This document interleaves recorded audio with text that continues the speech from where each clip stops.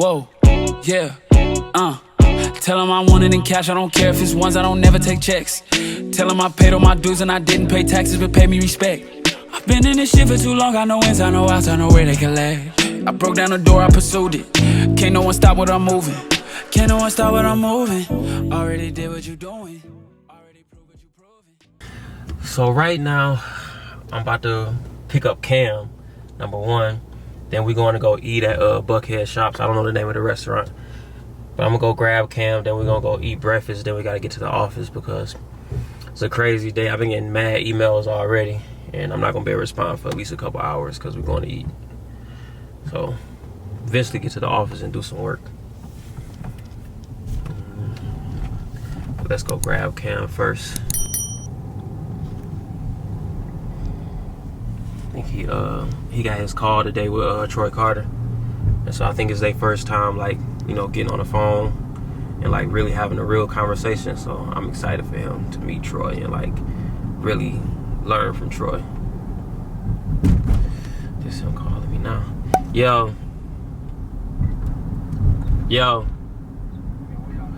you off the call already? Oh, damn, that was fast. All right, where you at? Where you park at though? You at the Starbucks, right?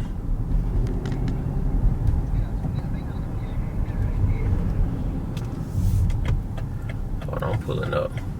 Oh, I see you.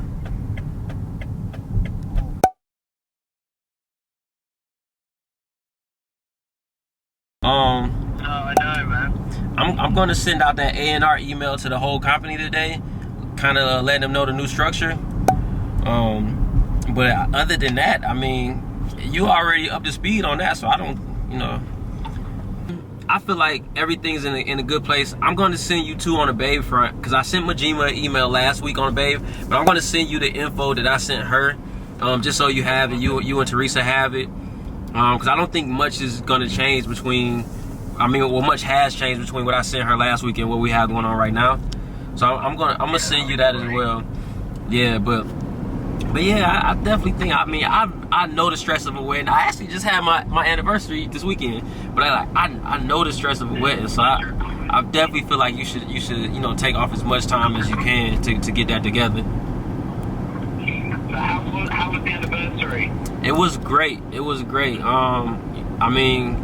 It was one of those things, like, I had help with it. It's like, it was one of those things, like, I always not dreamed, that's too far, but I always thought of doing things like this, but I didn't have the time or the talent, you know what I mean, to put something together, because like we had like the private room with the roses, and like it just was over the top, some you would see in a TV show or something. It was a very over the top anniversary. Mate, that's perfect, man. Yeah. That was exactly what people want and what needs to be done. This is it right here, Cam, to the right. Yeah, no, it was great. It did really. It did. The next at the light. Oh no, yes, at the light. Or did we pass it? I think we passed it. It did really good on TikTok. It's my biggest TikTok yet. I think you can turn right here and here. Yeah, it did really good on TikTok. So that's Matt. He's the UK equivalent of what I do here in the US. Venice is a global team, so we have different teammates across the globe, and so that's Matt who runs the UK version of it. And so every Monday we go on the call and just make sure as a team globally everything is what it's supposed to be. Great dude, really great dude. He's getting married next week, so that's how I was just telling him, like, don't feel any pressure to be here this week. Like, go ahead and take this week and next week off. So.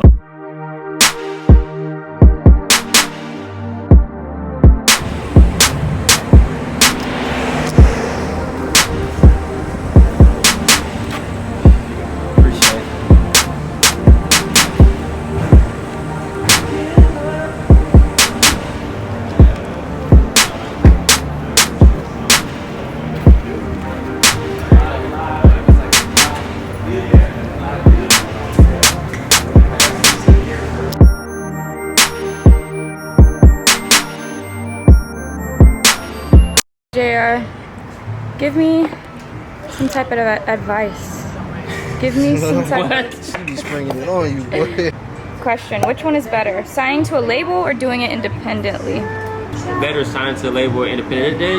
There's not a better, it's business. Like, it's just asking the question, you know, do you want to bootstrap your business or do you want to partner with somebody and take funds? So, I mean, there's no right or wrong answer. It's just whatever works best for you. The better question is, how do you want to build your team? Do you want to build it yourself or do you want to partner with somebody who already has those teams in places? So your marketing team, your digital marketing team, your PR team, you know, do I want to go out and find these individuals myself, build this team up and hire them? Or do I want to say, hey, you already have those things in place, I'll give you a percentage of my business to use those things. But the main issue comes into play is when you start talking about masters, because the ownership of the masters is so key, because that's the ownership. The ownership means control.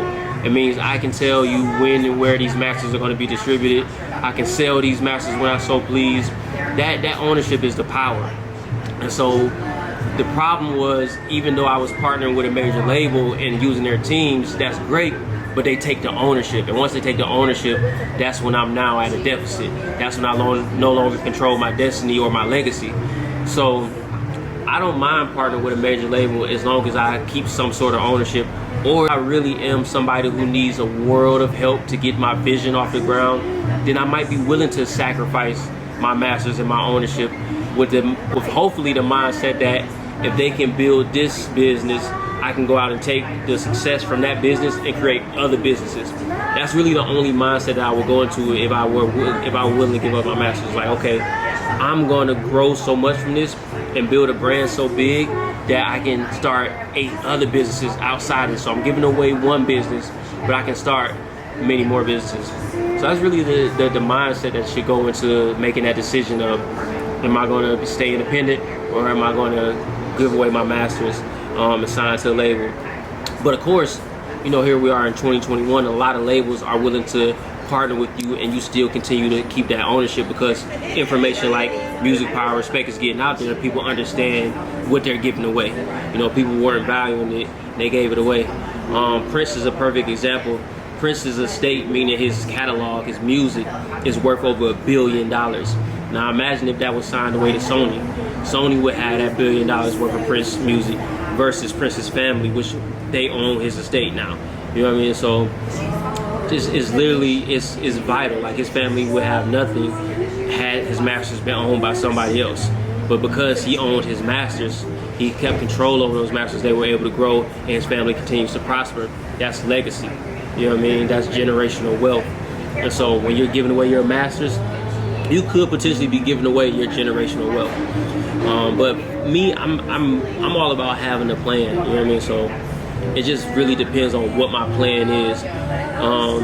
Another good piece of advice that I would give independent artists is, if you do plan on going to a major, build up an independent catalog first. This is something that was extremely helpful to me in my situation. Before I took that JV with Interscope, I built up a catalog that I still own and control to this day, where I get paid independently every single month, versus my Interscope catalog that they own, where they pay me every 6 months and they are always late at least 3 months. Like, if the payment is due in January, it ain't coming till about March. You know, and when you're talking about business, you need cash flow, and your business will die if that's how your cash flow runs. So build up an independent catalog before you go to the major, so that way that independent catalog is paying you every single month while you go out there and try to do other things. So I don't know how long this answer was supposed to be, but that is my thoughts surrounding whether you should be independent, stay independent, or go to a major label.